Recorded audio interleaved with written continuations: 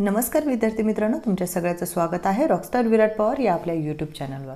विद्यार्थी मित्रांनो, बऱ्याच विद्यार्थ्यांचे प्रश्न हे पेंडिंग असल्यामुळे आता आपण प्रश्न लवकरात लवकर घेण्याचा प्रयत्न करूया, जेणेकरून बरेच जण वाट पाहत आहेत त्यांच्या सगळ्याला आन्सर हे लवकरात लवकर उपलब्ध होईल। श्यामल मॅमचा प्रश्न आहे, नॉन क्रिमिलियर नो झालेला आहे आणि यस करण्यासाठी काही करता येईल का? तर मॅम, आता तरी नॉन क्रिमिलियरला तुम्हाला यस करता येत नाही आणि त्या करण्याकरिताचा जो कालावधी होता तो पण संपलेला आहे आणि जो कालावधी म्हणजे 8 ते 11चा कालावधी दिला होता त्यामध्ये फक्त सेल्फ सर्टिफाईड एवढंच ऑप्शन करता येत होतं आणि ज्यांचा ड्राफ्ट कॉपी हा होता त्यांनाच फक्त चेंज हे करता येत होतं। त्यामुळे आता सध्या तरी पर्याय नाही आहे।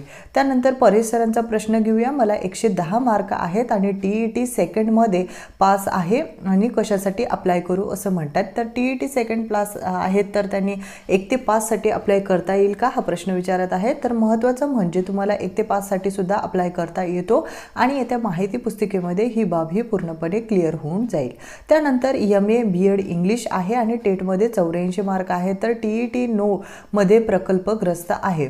तर तुमचा म्हणजे म्हणणं असे की BEd इंग्लिश आहे त्यांनी आणि यांचा TET पासआउट नाही आहेत, परंतु प्रकल्पग्रस्त असल्यामुळे तुम्हाला प्रकल्पग्रस्तच्या यादीनुसार म्हणजे ज्या जागा येतील त्यानुसार फॉर्म हा फिलअप करायचा आणि विषयाचा पसंतीक्रम हा नक्की निवडायचा आहे आणि त्याबरोबरच तुम्ही खाजगी शाळेच्या ज्या जागा येतील त्यामध्ये सुद्धा अप्लाय करायचा आहे आणि त्यासाठी आवश्यक असलेल्या डेमोलेशनची आणि इंटरव्ह्यूची सुद्धा व्यवस्थित तयारी करायची आहे। त्यानंतर पवित्र पोर्टलचा फॉर्म भरलेला आहे। PDF प्रिंट निघत नसल्यामुळे मी फॉर्मचा फोटो काढून झेरॉक्स काढल्या होत्या, पण त्यावर सर्टिफाईड ऐवजी सर्टिफाय असं लिहून आलेलं होतं। मात्र 8 ते 11च्या दरम्यान मी जेव्हा लॉग इन करण्याचा प्रयत्न केला तेव्हा सर्टिफाईड झालेलं सांगत होतं। तर डॉक्युमेंट व्हेरिफिकेशनच्या वेळेस सर्टिफाईडची प्रिंट आवश्यक आहे का? तर महत्त्वाचा मुद्दा म्हणजे तुमचं डॉक्युमेंट हे व्हेरीफाय होणं गरजेचं आहे। तर डॉक्युमेंट व्हेरीफाय झालेल्यांना ज्यांना मेसेज आलेला होता आणि त्यांनी थोडं पण त्यांच्याकडे जर एखादी प्रिंट किंवा सेव्ह जर माहिती असेल, जे मी तुम्हाला सुद्धा सुचवलं होतं की तुमचं डॉक्युमेंट जेव्हा तुम्ही लॉग इन कराल तेव्हा तुम्हाला पॉईंट येईल की your documents are already verified. तर मग व्हेरीफाईड ज्यांचं झालेलं आहे त्यांनी त्याची एक झेरॉक्स म्हणजे त्या ह्याची स्क्रीनशॉट काढून त्याचा झेरॉक्स जर तुम्हाला काढता येत असेल तर काढून घ्या, कारण तुमच्याकडे प्रिंट नसेल तर तुम्हाला ॲटलिस्ट ते तरी तुमचा पुरावा म्हणून सादर करता येईल। परंतु सगळ्यात महत्त्वपूर्ण मुद्दा हा आहे की तुम्ही फॉर्म हा व्हेरीफाईड करणं हे गरजेचं आहे आणि प्रिंटमुळे तुम्हाला कोणत्याही प्रकारे बाहेर काढणार नाही आहेत, परंतु प्रिंट काढणं हे तितकंच गरजेचं होतं। परंतु आता येत्या कालावधीमध्ये त्यासाठी काही उपाययोजना जर मिळत असतील तर त्या सुद्धा प्रोव्हाइड केल्या जातील। तर महत्त्वपूर्ण मुद्दा म्हणजे तुम्ही या प्रक्रियेमध्येच आहात आता सध्या तरी। त्यानंतर म्हणजे तुम्ही ह्या प्रक्रियेमध्येच आहात आता। डॉक्युमेंट व्हेरिफिकेशनच्या वेळेसच जर त्यांनी म्हटले तर तुम्ही मी जे म्हटलेलं आहे तसं स्क्रीनशॉट शेवटी हा पर्याय तेवढाच आता सध्या तरी अवेलेबल आहे।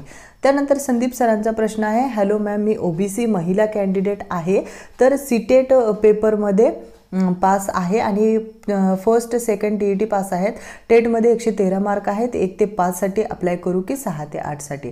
आता तुमचे मार्क्स किती आहेत? 113 आहेत असं तुम्ही म्हणत आहात, तर तुम्हाला TET फर्स्टसाठी सुद्धा अप्लाय करता येतो ॲज अ तुम्ही TET फर्स्ट सुद्धा पासआउट आहात आणि जिथे कॉम्पिटिशन हे चांगलंच आहे, TET फर्स्टच्या जागा जास्त येणार आहेत, त्यामुळे पहिलं तर तुम्हाला ज्या म्हणजे 1 ते 5 असो किंवा 6 ते 8 असो, पहिली गोष्ट म्हणजे ही खूप दिवसापासून होणारी भरती आहे, तर या ठिकाणी आपण कोणत्याही प्रकारची रिस्क घ्यावी असं मला वाटत नाही।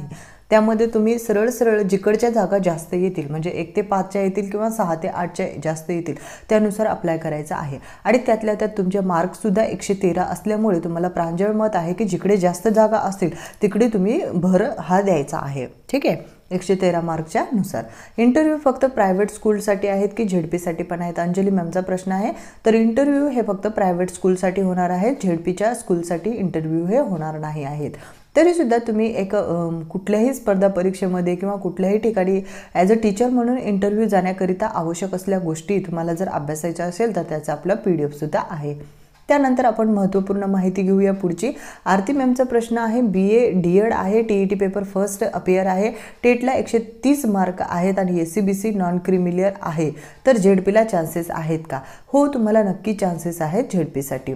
आता माहिती पुस्तिका कधी येणार म्हटलेलं आहे, तर माहिती पुस्तिका ही येत्या 2 ते 3 दिवसामध्ये येण्याची दाट शक्यता आहे, येईलच माहिती पुस्तिका. तर मॅम मी MA DED टेटमध्ये 100 मार्क आहे, TET first and second pass आहे, ST कॅन्डिडेट आहे, काही चान्सेस आहेत का? ओके, तुम्ही TET second pass first and second दोन्ही पास आउट आहात, त्यातल्या त्यात ST कॅन्डिडेट आहात. एक महत्त्वपूर्ण मुद्दा म्हणजे तुम्ही महिला ऑप्शनला नो केले आहे, जे तुम्ही फार चुकीचं केलेलं आहे. तुम्हाला महिला ऑप्शनला यस करणं हे गरजेचंच होतं आणि त्यासाठी म्हणजे ते जर तुम्ही यस केलं असतं तर महिलांच्या जागेमधून तुम्हाला जास्तीत जास्त चान्सेस हे राहिले असते. तरीसुद्धा आता तुम्ही ST कॅन्डिडेट आहात आणि त्यात TET first and second pass out आहात. आता महत्त्वपूर्ण मुद्दा म्हणजे तुम्ही पेसा क्षेत्रात येता का हे पाहून घ्या, कारण जिथे जिथे पेसा क्षेत्रातील जागा येतील तिथे ST कॅटेगरीच्या उमेदवारालाच प्राधान्य मिळेल. त्यामुळे तुम्ही पेसा क्षेत्रात आहात का, जरी असाल तर मग तुमचा 100% सिलेक्शन होण्याचे चान्सेस आहेत. त्यानंतर हाय मॅडम म्हणे I am Pallavi, MA DED आहे, TET first and second pass आहेत, NTC with non creamy layer female आहेत. बरोबर. टेट मार्क्समध्ये 117 मार्क आहेत, एनी चान्स ऑफ झेडपी असं ते म्हणत आहेत. मग NTC कॅटेगरी आणि TET फर्स्ट अँड सेकंड दोन्ही पास आउट आहात, मार्क्सही 117 आहेत. तर तुम्ही नक्की अप्लाय करा आणि चान्सेस आहेत, परंतु आपण झेडपीसाठी सगळेच जण ट्राय करायचा प्रयत्न करीत आहेत. म्हणजे तुम्हाला स्थानिक स्वराज्य संस्था म्हणजे महानगरपालिका, नगरपालिका यांचेसुद्धा ऑप्शन पाहायचे आहेत, कारण ह्या सगळ्या शासकीय शाळांमध्येच येणार आहेत. फक्त खाजगी शाळाचाच ऑप्शन विचार करताना आपल्याला फॉर्म जो फिलअप करायचा आहे त्यामध्ये जास्तीत जास्त जिथे जागा निघतील तिथे आपल्याला प्राधान्य हा द्यायचंच आहे. कारण म्हणजे NTC कॅटेगरीला जितक्या जास्त जागा जिथे जास्त निघतील त्यातल्या त्यात फिमेलला तिथे तुम्हाला प्राधान्य हे द्यायचंच आहे, जेणेकरून तुमचं कोणत्याही हालतीमध्ये सिलेक्शन हे व्हायलाच हवं. त्यानंतर संदीप सरांचा प्रश्न आहे, DED TET second pass out आहेत, 1 ते 5 करिता पात्र आहेत का? तर DED TET second pass out आहेत, परंतु या संदर्भात सध्या एक वादविवाद चालूच आहे. तर हा वादविवाद सॉल्व्ह झाल्यानंतर आपण ठरवूया नेमकं काय होतं ते. पण माझं प्रांजळ मत आहे की कोणीही एकमेकाला म्हणजे काही न म्हणता येत्या माहिती पुस्तिकेत सगळ्या माहितीही व्यवस्थितरित्या मिळून जाईल. त्यामुळे एकमेकावर दोषारोप करणे किंवा हे करू ते करू करत बसण्यापेक्षा महत्त्वपूर्ण मुद्दा म्हणजे तुम्ही नेक्स्ट प्रोसेससाठी हे किती प्रिपेअर आहात आणि ते प्रिपरेशन केलं तर अधिक चांगलं पडेल. त्यानंतर रहीश शेख सरांचा प्रश्न घेऊया. हॅलो मॅडम, माझं स्कोअर 144 आहे, खूप चांगला स्कोअर आहे सर तुमचा आणि OBC आहे. ओके, TET फर्स्ट आहेत, माझं सिलेक्शन ओपनमधून झाले तर व्हॅलिडिटीची गरज लागेल का, प्लीज रिप्लाय. तर तुमचं जर सिलेक्शन ओपनमधून झालं तर तुम्हाला कास्ट व्हॅलिडिटी मागणार नाही आहेत, कारण तुमचं तिथं सिलेक्शन ओपनमधून होतं. परंतु जरी तुमच्याकडे व्हॅलिडिटी नसेल आणि तुम्ही कास्टमधून जरी म्हणजे सिलेक्शन केलं तरीसुद्धा तुम्हाला 6 महिन्याचा कालावधी हा मिळत असतो. त्यामुळे तुम्ही कोणत्याही प्रकारची चिंता न बाळगता आणि तुमचे मार्क्ससुद्धा चांगले आहेत. फक्त आता तुम्ही बाकीचे डॉक्युमेंट्स ते सर्व रेडी करून ठेवायचे आहेत आणि फॉर्म फिलअप करताना मात्र व्यवस्थितरित्या बघून फिलअप करायचं आहे. म्हणजे पसंतीक्रम तुम्हाला जे योग्य आणि तुमच्या जवळ आहेत असे वाटतात शाळा त्यांच्यानुसार. त्यानंतर मॅम मी 2 विषयामध्ये हिस्ट्री अँड मराठी BA आहे, पण फॉर्ममध्ये फक्त हिस्ट्री फिल केले आहे. तर PGचे दोन्ही सब्जेक्ट टाकले आहेत. TET CTET papers first second दोन्ही सेकंड पास आहे. तर SC फिमेल टेट स्कोअर 120 आहे, जे खूप चांगला आहे. कोणत्या सब्जेक्टला अप्लाय करू, किती जॉब चान्सेस आहे, समांतर आरक्षणाचा लाभ घेता येतो का? हो, नक्कीच तुम्हाला समांतर आरक्षणाचा सुद्धा लाभ घेता येतो. फक्त तुम्ही SC कॅटेगरी आहात आणि त्यातल्या त्यात तुम्हाला नॉन क्रिमिलियरची तर गरज नाही आहे, पण तुम्हाला महिला हे ऑप्शन सामाजिक प्रवर्गमध्ये म्हणजे समांतर आरक्षणामध्ये निवडलं गेलेलं असलं पाहिजे. आणि तुम्ही SC कॅटेगरी आणि 120 मार्क तुम्ही म्हणत आहात आणि त्याचबरोबर तुम्ही TET पेपर सेकंड पण पास आउट आहात, त्यामुळे तुमचे सिलेक्शनचे चान्सेससुद्धा खूप चांगले आहेत.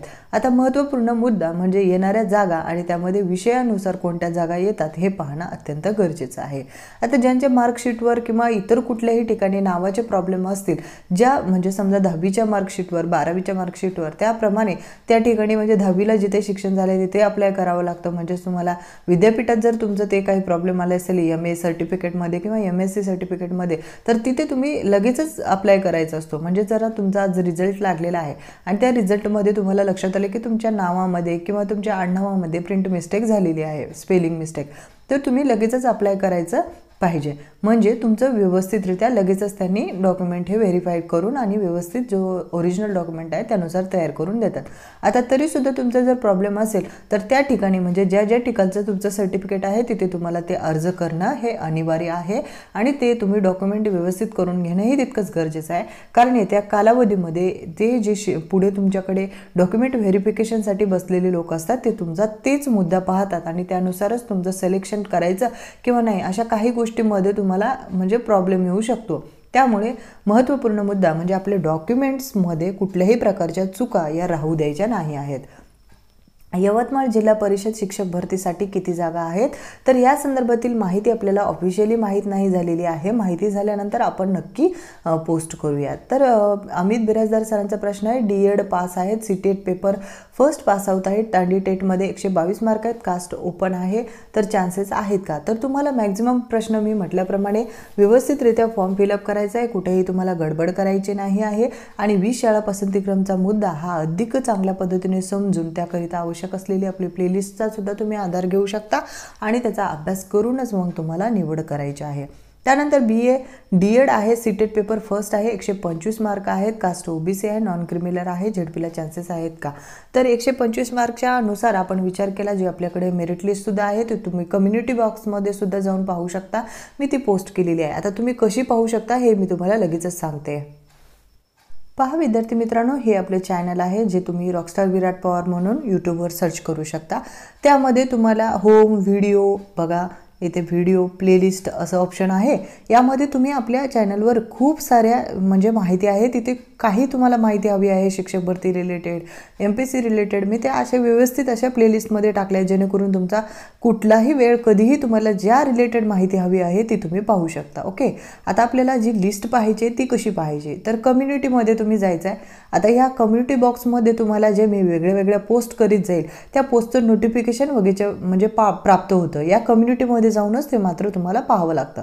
त्याचबरोबर तुम्ही मला इथे कमेंट बॉक्समध्ये म्हणजेच आता समजा तुम्हाला एखादी कोणत्याही मुद्द्यावर प्रश्न विचारायचा असेल, मी पोस्ट टाकला तर इथे कमेंटमध्ये क्लिक करायचं आणि खाली मग तुम्ही तुमचं कमेंट हे ॲड करू शकता. इथे ॲड पब्लिक कमेंटमध्ये तुमचे कमेंट हे ॲड तुम्ही करू शकता. त्या संदर्भातील नोटिफिकेशन मला मिळून जातं आणि मग मला जसं वेळ मिळेल तसं मी त्याचं रिप्लायही करीत असते. त्याचबरोबर आपण वेगवेगळ्या ज्या पोस्ट करतो त्याचं इन्फॉर्मेशनसुद्धा तुम्हाला वेळच्या वेळी प्राप्त होईल.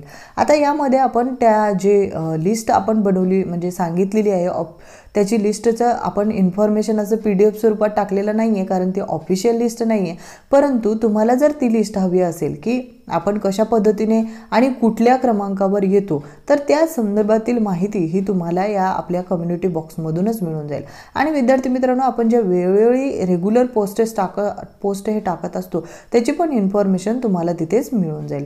त्यामुळे तुम्हाला ज्या गोष्टी हव्या आहेत त्यासाठी सुद्धा तुम्ही आपल्या या कम्युनिटी बॉक्सला नेहमीही व्हिजिट करीत चला, जेणेकरून तुम्हाला त्या संदर्भातील माहिती ही वेळच्या वेळी प्राप्त होईल. पहा विद्यार्थी मित्रांनो, इथे मी टाकलं होतं टेट गुणानुक्रमे विद्यार्थीचे सारखे मार्क किती कोडाचे आहेत हे पाहण्यासाठीची लिंक मी तुम्हाला टाकली होती. त्याचबरोबर पवित्र पोर्टलच्या मॅन्युअलमध्ये TET पास स्टुडंटसाठीचं काय अट आहे या संदर्भाची माहितीसुद्धा पोस्ट ऑलरेडी केलेली होती.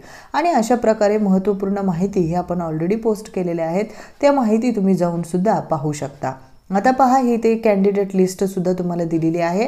तुम्ही कम्युनिटी बॉक्समध्ये जाऊन तुमचा नंबर कुठे येतो, तुमच्या सोबतचे कॅन्डिडेट किती आहेत, समोरचे कॅन्डिडेट किती आहेत, ही सगळी माहिती व्यवस्थितरित्या पाहून घ्या. म्हणजे तुम्हाला हा प्रश्न पडणार नाही की आपला नंबर हा कुठं येतो. ओके, तर ही झाली तुमची महत्त्वपूर्ण अडचण मी सॉल्व्ह केली. आता त्यानंतर आपण ह्या व्हिडिओचे 2 शेवटचे प्रश्न घेऊया आणि हा व्हिडिओ समअप करूया.